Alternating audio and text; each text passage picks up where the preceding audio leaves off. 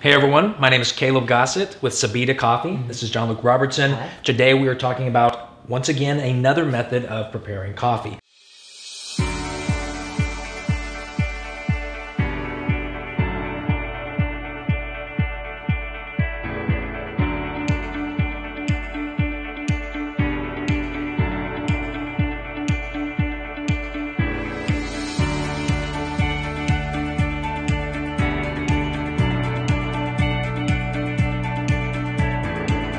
Today specifically, what are we talking about today? Talking about the V60. This is what most serious coffee drinkers will say is the best brewing method of coffee. It's very, very good. I use a Chemex every morning. I also use this. I use a Chemex because I can do multiple. This is a single cup. The benefits of this is you can really finely tune the amount of water, the amount of grounds, to get the exact flavor you want in one single cup of coffee. So today, a few of the things we have, obviously the V60. Yep. You'll need a mug, because that's what it's going to go on top of. We have our scale, our kettle, and then our grinder. We also have over here a hand grinder as well. You don't have to have a nice grinder. If you just have a hand grinder, that works. Real quick, these types of grinders are what's called a burr grinder. Right, correct. So it actually crushes the coffee bean so that it's evenly broke apart. Whereas another type of grinder you can commonly get is a blade grinder. And so instead of crushing that bean, it's just chopping it up. Right. And you're not going to get a even grind with a blade grinder because it's just chopping it up. There's no way for it to break those pieces up evenly. But with a burr grinder, it does that. So it evenly crushes it up. You're getting a even particle in your grind, and it's going to help with extraction. So if you're trying to start making coffee with these different specialty methods, you should look into investing in a burr grinder. They're not very expensive. You can get a simple little handheld one, and then maybe once you get tired of cranking that one, you can maybe graduate up to a nicer electric grinder. Exactly. If you are ordering our subscription box, Subida subscription, you are going to choose a pour over or Chemex selection grind option, and that's what you're going to get here. This kind of class is called a pour over. So if you're ordering this from a coffee shop or from our subscription, you're going to get a pour over. So first thing you're going to want to do is get your filter, and there's multiple different kinds of these.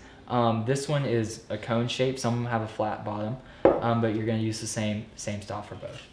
So here is your filter, and one side there's kind of a perforated edge here where it's clamped together, and you're going to want to fold that over to one side or the other to make sure it is tight, and then you're going to want to put that in there. So normally, if you're making this in your kitchen and you're over the sink, you're going to want to do this first step over your sink. So and I'm going to do it over this mug because of our setup here.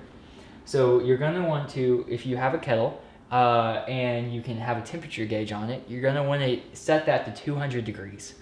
This is automatic. It sets 200 degrees and holds it there. A lot of times you're going to just be boiling the water and letting it sit. If you're using a tea kettle or something else like that, bring the water to a boil, wait about 30 seconds, and you're going to get to where you want to go. So first step, you're going to want to do this, and do this first step again, like I said, over the sink. You're going to want to pour the water clockwise around the edge here and let that drain out. So what is that? When you pour water there, you're wetting the filter. What else are you accomplishing when you do that? So what we're doing here, like Caleb said, we're wetting the filter, and we're also heating the cup here. So you can either just do this hold it and do it directly over the sink, or you can do it into another cup. Like we said, so I'm going to take this water and I'm going to dump it out here, and then I'm going to place this back over, back onto that same cup I just poured it out with. If you do this over the sink and put it on a new cup, you're fine.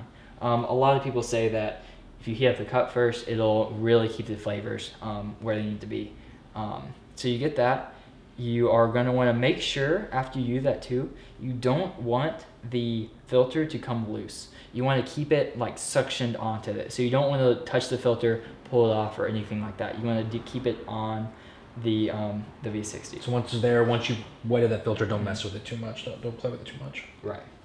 So now I'm going to put it on our scale. So for this method, you're going to use a 1 to 15 coffee to water ratio. 1 gram of coffee to every 15 milliliters of water. So I'm going to put it on the scale, tear it out, make sure it's 0, and I'm going to grind my coffee. We're doing how much coffee? We're doing 25? Right? So we're going to do 25 grams of coffee, which will be 375 grams, milliliters of water. Grams and milliliters, same number, thanks to the metric system. So nice. So again, we're using a pour over grind size here, which is kind of a medium grind here. Chemex is a little bit coarser than what we're going to be using here. If you're grinding it yourself, you're going to want to set it a little less than you would a Chemex, kind of like sand, but a little bit finer than that. So I'm going to use my scoop here to make sure I do the right amount. All right, he's just checking the weight with his scale. Yep. That he zeroed out using the weight of the mug and the V60. So again, I'm trying to get 25, and there we are. Yep, right on it. Right on it. So now, what I'm going to do here, I'm going to kind of pick this up, shake it a little bit. I want to make sure it's very nice and smooth and flat on top. Tear that again. So why do you have to be careful not to let your coffee be bunched up or be on the sides? Excellent question. So we're trying to have the water all go through all the coffee evenly. So every piece of the coffee in here is eating the same amount of water going through it. If it's bunched up in the middle, or it's like there's kind of a hole or it's too much on the edge, you're going to get hot spots that are going to, you're going to burn the coffee is basically what you're going to do. Yeah. That's especially like if you have like drip coffee, especially older machines, and you feel like the coffee tastes kind of burnt, that's because that one bit of coffee is just going through one piece of the coffee. Yeah, it's not touching the the outer whole ring of coffee. thing. So I'll now take my kettle, and I will start in the middle. And I'm going to do here first about 50 milliliters of water, about double what I put in there. And I'm going to start my timer. So here we're going to wait 30 seconds. And this is what's called letting the coffee bloom. What we're trying to do here is let all the gas come out of the coffee first and give it time to... It kind of like when you first pour the coffee, there's a lot of gas trapped in there. And if you pour all the water in too soon, it's going to bubble and all the coffee is going to kind of get messed up. So we're trying to avoid that. We're trying to keep it flat and smooth, and that's why we give it about 30 seconds. When you initially do that, you will see that bubbling going on that he's talking about. And that bubbling is a sign that the coffee is very fresh. That's what you want to see. Like we said, like if you watch here, there's all kinds of bubbles going on here. That means the coffee is very fresh. It was just roasted about a week ago in this case. And if you're ordering again from our subscription box, you're getting it super fresh. So you should see these bubbles. That's what you want. You want to be getting a coffee like Subida that wasn't just bulk roasted, set on a shelf for weeks and weeks and weeks and weeks, but instead you're getting a fresh bag that was just roasted, and it's going to perform beautifully in a preparation method like a V60. So now I'm pouring very, very slowly. No matter what kind of kettle you're using, you're going to want to pour as slow as possible. So our goal here is to pour so where all the coffee drains out and we're finished at 375 milliliters of water at about 3 minutes. 3 minutes is what we're is our goal. And so tell me a little bit about what you're doing when you're doing that clockwise motion. Right. So right now I'm looking for, when you pour the water on the coffee, it gets very light, which is the grounds going from the top to the bottom. And on where there is less water, where the grounds have floated up, it's very dark. So what I'm doing is I'm slowly pouring it kind of clockwise, and I'm trying to, everywhere I see that's gotten darker, that's where I'm going to pour the water on. And you want to pour it and let it drain a little bit, but you don't want the water to drain out. You don't want that coffee to be exposed to the air. The coffee, yeah. Yeah, you don't want to expose it to the air. You want it to be covered in water, but you don't want to pour too fast and fill it up too fast. You want to just kind of let it go and then drain out. So we're at 300 grams. We're close to the very close to where we want to be, and we're at 2 minutes and 20 seconds. So we're right there. Yeah. So you're gonna have to play with this, practicing in terms of your pour, your timing, and getting your weight right. It's just gonna be a trial and error. You trying it out, trying to get that right, get the rhythm down. Right. And so what I'm doing here it's very tempting to want to pour all along the edge here on the filter, but you don't want to pour the water directly on the filter. You want to just keep it on the coffee. And there we are, 375. And we're coming up right at 3 minutes. And so now I'm just gonna let the coffee drain out into the cup. I'm gonna go ahead and take it off the scale here. And depending on, every coffee is different. So whether you're using Subida or another coffee, your grind size is going to change, the amount of water is going to change.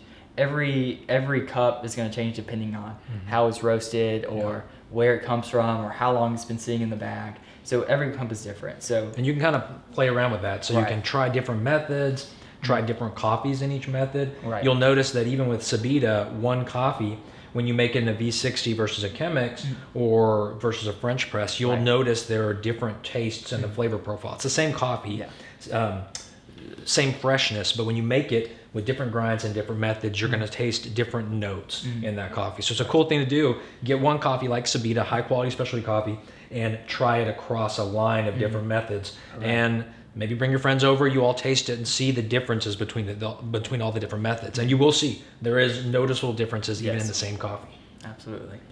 So as this finishes up, you want to see, if you could see down in here, you're going to see the coffee being very flat on top, and that's your goal. If the coffee is too much on the edge, it means you pour too much in too soon. And if it's if it kind of goes down, that means you might have been too slow, or and you let it kind of bubble up on the side. So it's looking good though. You want it to be very flat. And there we are. So once you finish, you're going to want to you'll take it off, and you can just dump the coffee in the trash. And there you go. Full cup of steaming coffee. Hope you enjoyed our coffee tutorial. Remember, every time you drink Subida coffee, you are helping change lives through education. Head over to our link in our bio to sign up for our subscription. Enjoy.